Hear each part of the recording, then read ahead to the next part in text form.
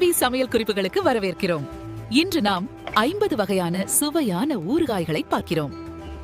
ஊறுகாய்கள் pickles உலகம், வாங்க அலசி ஆராயலாம். ஊறுகாய்கள் ஒரு லக்ஸரி ஐட்டமா? இல்லையே, அது வீடுகள்ல தினமும் சாப்பிடக்கூடிய முக்கியமான ஒரு ப்ராடக்ட். ஏன், அப்பதான் ஜீரணம் நல்லா பண்ணும், உடம்புக்குள்ள ப்ரோபயாட்டிக்கா அது வேலை செய்யும். அது மட்டுமா, வீட்ல இருந்து சின்ன அளவுல ஒரு ஹோம்மேடு ஃபுட்டு செய்யணும் அப்படின்னா, அந்த ப்ராடக்டை வெளியில விற்கணும் அப்படின்னு சொன்னா ஈஸியான, அதே நேரத்துல பெண்களுக்கு அழகா வரக்கூடியது இந்த ஊறுகாய்கள் தயாரிப்பு தான். அப்ப ஏன் இந்த பிசினஸ் நிறைய ஃபெயில் ஆகுது அப்படின்னு கேட்டீங்கன்னா, அதற்கான காரணங்கள் நிறைய இருக்கு. உங்களுக்கு 4 காரணங்களை சொல்றேன். 1, இதற்கு எவ்வளவு எண்ணெய்கள் போடணும், எவ்வளவு சால்ட் போடணும், எந்த ஊறுகாய்களை எப்படி தயாரிக்கணும்னு தெரியல. 2வது, ஷெல்ஃப் லைஃப் எவ்வளவு நாள் நல்லா இருக்கும் அப்படிங்கிற நாலேஜ் இல்லாத பிரச்சனை.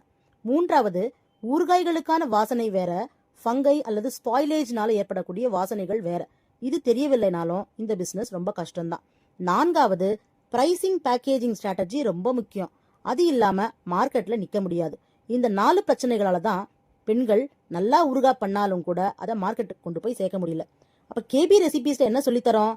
அதாவது, மக்கள் ஹோட்டல் ஃபுட்டை விட அம்மா கை பச்சடி, ஊறுகாய் டேஸ்ட்டுக்கு அதிக ப்ரிஃபரன்ஸ் தராங்க இல்லையா? அதையே தான் கேபி ரெசிபீஸ்ல 0 ப்ரிசர்வேட்டிவ்ஸ், நஞ்சில்லா உணவா எப்படி இந்த ஊறுகாய்களை தயாரித்து 3 மாதங்கள்ல இருந்து 1 வருடம் வரைக்கும் ஷெல்ஃப் லைஃப் சூப்பரா வச்சுக்கலாம் 0 ப்ரிசர்வேட்டிவ்ஸ்ல சொல்லித்தரோம்.